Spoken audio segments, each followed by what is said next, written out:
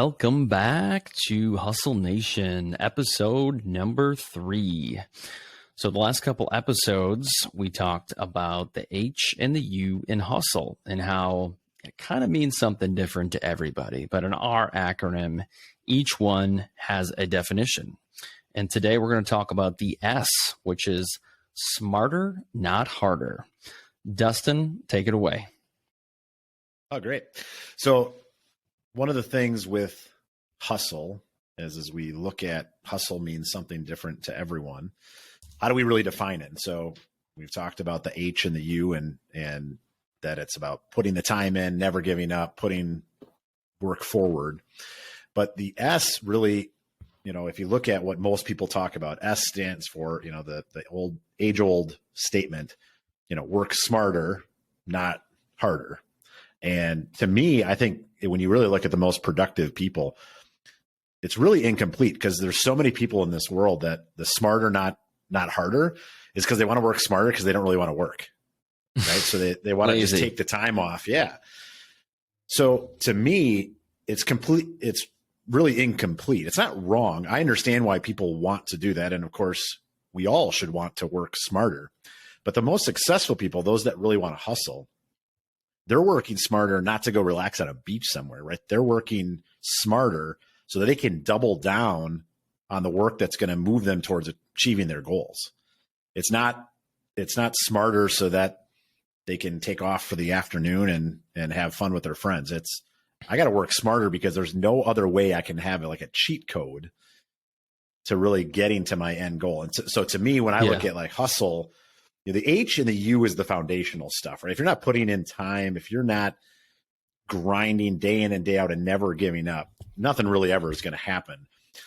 But now as you start to get into the S, to me, this is almost the cheat code section because this is the time where you see the most productive, effective, results-based leaders.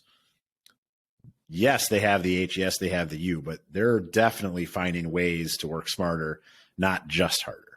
Dustin, for those just coming in right now, maybe they haven't listened to the first couple, let's do a really brief overview. What is the H? What is the U? And then segue into the S. For sure. So the H stands for hard work, right? If we look at hard work, there's really 3 key components to it. You got to put the time in. So put the hours in, your pace of play, how fast are you moving, right? And then your prioritization. Because if you're spending a lot of time and you're working really fast, but you're focusing on stuff that doesn't matter, that doesn't really do anything, right? So that's the H work. The H is for hard work. The U is all about unrelenting. Unrelenting is, at its core, it's just about not giving up, right? So, we talked through that, in our last episode. But the S really starts building upon that. And as we go through all of hustle, each step kind of builds upon the previous step, and it's through, frankly, decades of my own learnings and frankly, a lot of coaching and learning from so many others that have had success of what does it really take? Because to me, hustle is such an interesting thing because we all have a version of it, right? We all have that version that we believe is hustle. But as you and I have talked about in the past, even in, youth sports or in business, you name it, some people think they're hustling. They're really not doing a whole lot. And so to me, the key with hustle is you got to define it, and you got to define it in a lot more detail so we can understand it, learn from it, hold ourselves accountable to it so we can continue to drive towards results. Yeah, I think it's interesting you mentioned that, like, people think they're working harder, but really they're picking low-hanging fruit, right? And I just to me, that shocks me. And I know in our younger self, we look back and we tend to do that easy stuff, right? Less abrasive, less friction, fewer no's. And at the end of the day, it just feels like we're not getting much done, right? But sure. You talked a lot about in our previous conversations, the 80-20 rule, which I think when you get to a certain point in business or in life, you start to do exactly those things. And that is where you see more productivity, more joy coming out of a day saying, God damn, I got a lot of shit done today. I felt good, right? But when you're picking the low hanging fruit, you're like, oh my God, my list is so long. I have so much shit to do. What the hell? Yeah, it's all about the 80-20. It's all about the 80-20. So the 80-20, it's, for those that haven't followed it. It's the Pareto principle, which was created by the guy with the coolest name, as far as I'm concerned, Vilfredo Pareto, right? He's an economist back in the late 1800s, early 1900s. And really the idea is it's so basic and you see it everywhere. But the idea is that 20% of your inputs generates 80% of your results. But the opposite is true as well, right? So that means 80% of your inputs are only driving 20% of your results. And there's lots of organizations that have had tremendous success. If you look at ITW, one of the most successful publicly traded companies in the world, they've used the 80-20 principle year in and year out for a lot of their different business units to drive tremendous success. And so from a business perspective, there's an application, right? But it really is all over the place. If you look at any business, many times 20% of their customers are generating 80% of their profits. If you look at, healthcare costs and, around the world, right? Less than, in some cases, it might only even be 5% of people are driving 60 to 70%, but so the idea of the Pareto principle wasn't necessarily that it is exactly 20 and exactly 80, but the idea that there's basically a disproportionate amount of inputs that are driving a disproportionate amount of results, and to really identify those things. And so to me, when I've seen the most successful people of, what is the easiest cheat code in the world, it almost feels unfair when you can identify what those 20% of inputs really are that are driving those 80% of results. And so many people don't focus on that. Even for myself, I know over the years, I've learned how to try to pull that out of my day, because once you identify that, imagine the cheat code. If you could take 20% of your inputs that's driving 80% of your results and make that 50% of your inputs in a day, your results are now exponential. And really, what have you done? You haven't, to the point of you haven't spent more time, energy, or effort. You've just gotten much more focused to do things that really matter. Yeah, that's a good point. I can't help but think about time management, managing my time. So, for example, I own a couple different small businesses, and the number of requests I get on LinkedIn and email on a daily basis is absurd. And it's people who want to meet with me, whether it be virtual, phone call, in person. If I were to take 3 or 4 or 5 of those meetings a week, that's 20% of my time. Imagine the amount of or lack of productivity that I would have. And so, when I think about this, smarter, not harder, I think some of it goes back to managing your time, but ultimately I think a better word would be prioritizing your time. So what are the big things that are going to get you to those end goals? If you know your goals, Absolutely. And you know where you need to be at the end of the week or the end of the month or the end of the year, you then can prioritize. And I just think that is so important, zooming out to look at those things, right? Well, I think you just hit on it too, that a lot of people jump over. You have to have the goals to begin with. How the heck do you prioritize an 80-20 your inputs if you have no idea what results you're after? So when we look at how do you really get after this, you're exactly right. You have to start with, what are your goals? What are you trying to accomplish? What is that result you're actually looking for? Otherwise, you're looking for a needle in a haystack, right? What inputs are looking for what result? I look at it in, variety of different organizations that I'm part of, right? You're always looking at what are those leading indicators to drive to the key results, right? The KPIs that you're looking to drive towards. And that, once you understand that, it almost seems unfair, because now you're looking at saying, wait, all I have to do is focus on this. I'll use our business, McClone Insurance. So, as I was kind of taking over leadership, we were a great company, a great team. We were somewhat stagnant. And in a lot of ways, this is kind of where Hustle came about. And what we started to see was, how are we going to grow? What are the things that need to happen to grow? And certainly this is a multi-input problem, right? You got people, you got differentiation, you got tools and resources, your go-to-market strategy, marketing, you got a lot of different pieces. And so certainly there was more than just one thing that had to change. But once we realized, okay, we have a unique product and story, right? We have a unique approach that is delivering unique results. So we can talk about those things. What we started to see was there was just a few key behaviors that really was the gap between us growing at 2% or 20%.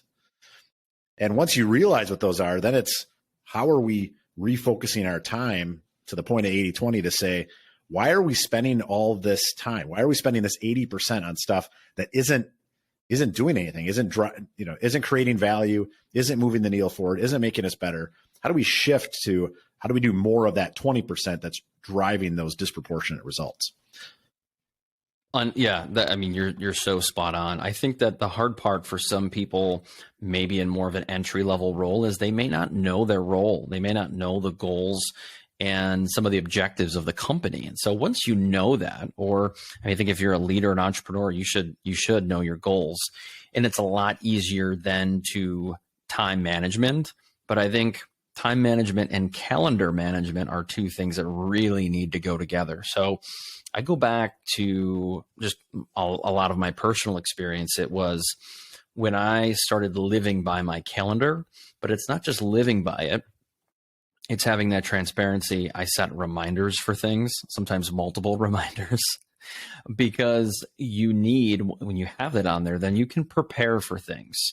And I think that is one of the other elements in working smarter, not harder, is what's on the road ahead for your week. You have that in there so you can prepare a day in advance, a week in advance, a month in advance. And then when you actually get to the execution, it's like, shit, I'm ready. Like, let's knock this out of the park.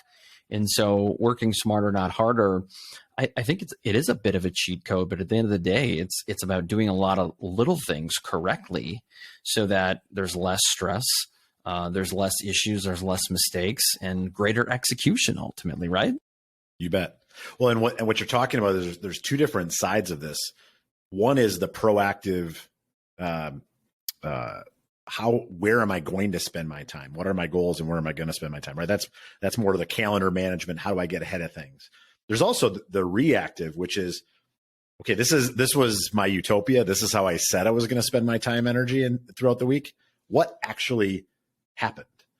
It's interesting as I think about, as I've gone through my career, there's been times where if you looked at my calendar, it was gross, right? There was so many different things on the calendar. And don't get me wrong, that was a very busy time in my career. If you look at my calendar today, it looks a lot better today than it did 6 or 7 years ago. But I got twice as much going on now than I did then, right? And so the what I've seen is there's certain stages where you're exactly right. You got to lay out, okay, what am I going to spend my time? How do I get ahead of it? But one of the things I've learned is over time, you lie to yourself about where you're actually spending the time. So one of the things I've done, and it's a funny thing. This is almost like a therapy session, I feel like, but twice a year I do a time tracker on myself. And so if anyone has ever actually done like a time tracker, a lot of times when people like first get asked to do a time tracker, it's almost like their boss saying, "What the heck are you doing all day?" Right? And so for me to do it for myself seemed, maybe sadistic or something. I'm not really sure. But what's amazing is every single time I'm about to do it, because it's really just a commitment I've made to myself. I'm going to do it twice a year. Every single time I try to talk myself out of it. It's that self-talk of, this is dumb. This is a waste of time.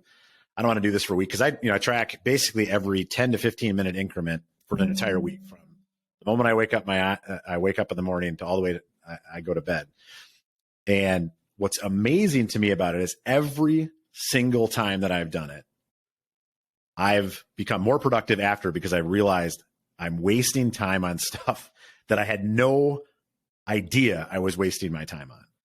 And to your point of goals earlier, right? So I would spend time on things in the moment that I had a good reason for, right? Whether I was quote unquote relaxing, or whether I was solving a problem for a teammate, or, helping somebody in the community out, whatever it was. It was always, at the time, you always feel like that's where you're supposed to spend the time.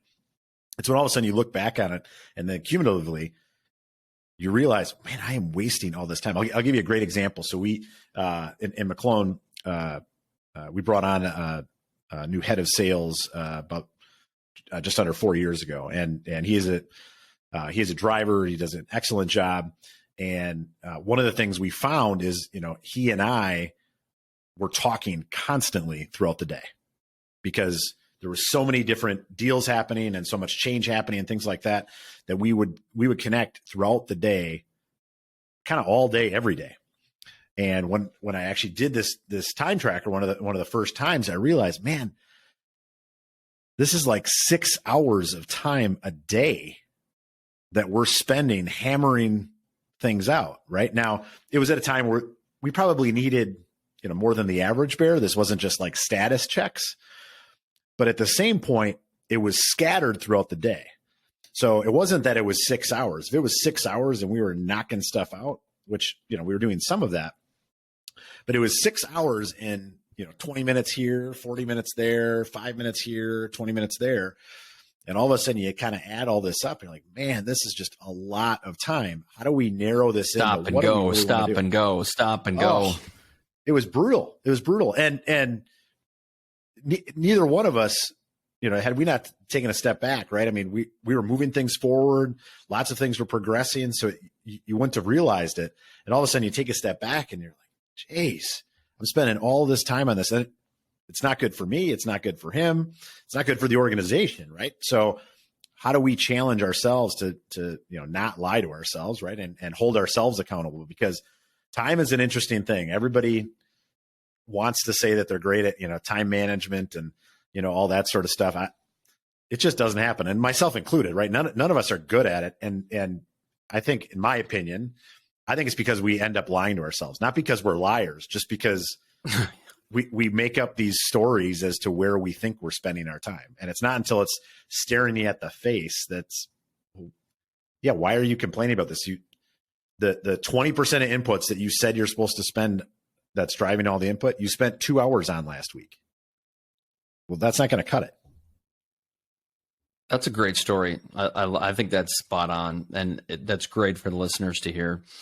So far, what I have for Smarter Not Harder is, don't exert yourself. This is not about working harder, or not necessarily. I'm sorry. This is not necessarily about working 60 hours a week, because we feel you can do a lot more with the current 40 you have.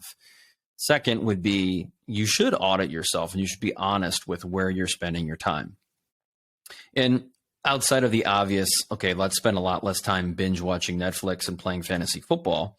Number 3 would be, you got to set your priorities. You got to know what is the top hanging fruit, not the low hanging fruit.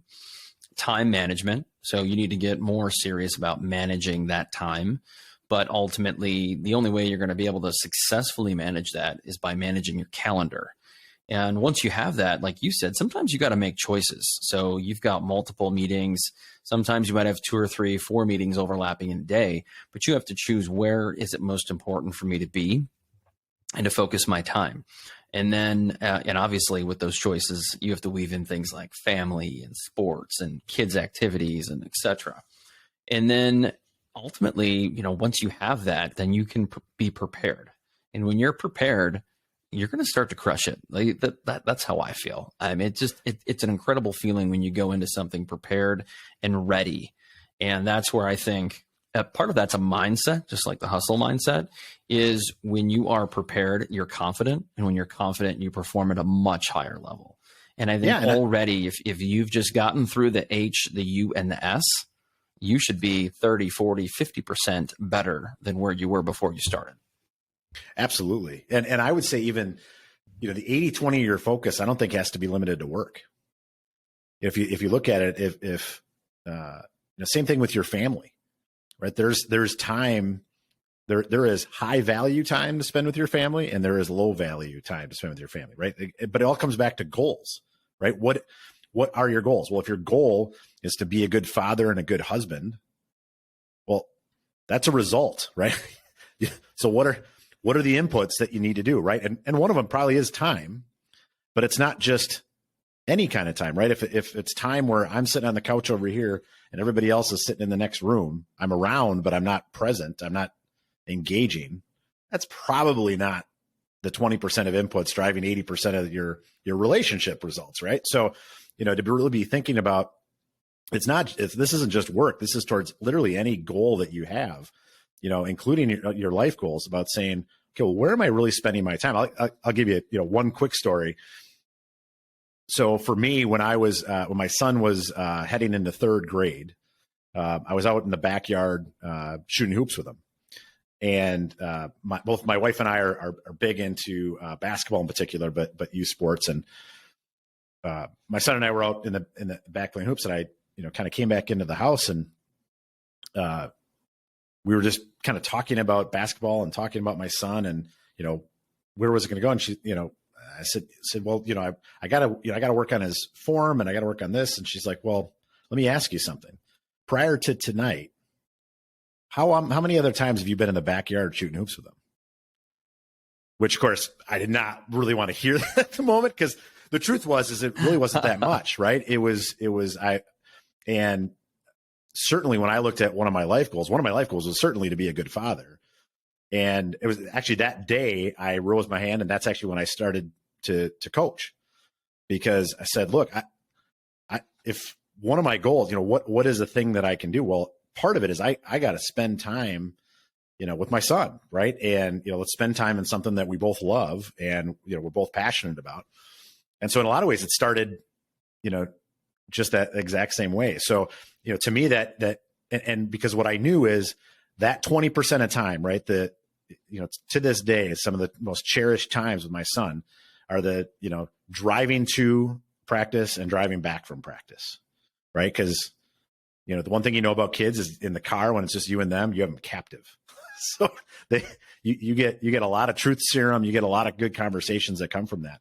And so it was when you look at 80-20, it can apply to so many different things in your life, but it becomes almost that cheat code, because, for me, the reality is I don't have the ability to spend as much time with my wife and kids as maybe some other people, because I have other goals, right? I have other commitments. I have other responsibilities, but that doesn't mean that I can't be good at them. It just means I have to be much more focused as to how am I going to be a good father? How am I going to be a good husband? How am I going to be a good business leader, et cetera? Yeah, it's funny. I was going to ask you about coaching next, because we both coach youth sports, and we know so many of the followers and listeners do. And that's so important, because I think the same thing can be said of a good leader, particularly at a big company. Just be present, right? Spend time with the right people in the trenches, and where the magic happens out there on the sale floor, wherever it might be in your business. And you're right.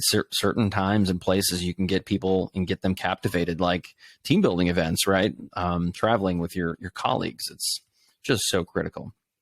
One of the last things that I think would be important to wrap up would be the inputs. So you mentioned to people inputs. So let's talk briefly about, what are some of the inputs that people should be looking for, or maybe should be more conscious of in their just daily work? Yeah, so it's a great question, and my experience has been it all starts with your goals, and understanding what those results are is going to be the number one indicator of what inputs that you have. When then you start looking at, there are some common ones that exist. So, as an example, in business, if you're looking to grow, your time has to be spent on getting in front of new potential customers. And so for every business, depending on your sales cycle or even your business cycle, that could be different, right? So like for our business, as an example, we know so much about our metrics from once we are sitting in front of a potential new customer. We know the number one regulator we have to that is getting in front of more of those people. We know we have it dialed into who our target client is. We know exactly what they need. We know exactly how we can create value. So we can be really, really efficient. But that's today.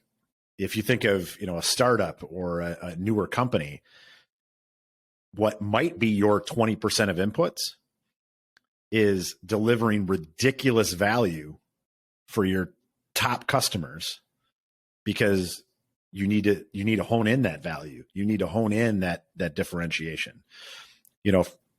For others, it might be that 20% That 20% is me getting everyone in the room aligned in the same direction. So, and that changes based on your role, based on your business, based on where your business sits, or if it's not even business related, right? So if it's an example of it's, your family or a relationship you have, or a fitness goal, or whatever those things are, those inputs can really vary. But, like we talked about earlier, without the goal and without linking, here's the goal, here's the result I'm looking for, tying to what are the inputs, meaning what are the behaviors, not what are like the leading results. Even in my mind, it's what is the behavior that I need to do. I mean, we can use, Hustle Nation as an example. When we looked at, okay, how do we roll out Hustle Nation? Well, some of it is at this point, it's just doing the darn work, right? The 20% is, how do we make this as engaging as humanly possible? How do we prepare as best we can to create as much value for the listeners to want to become part of Hustle Nation, so we can all get better.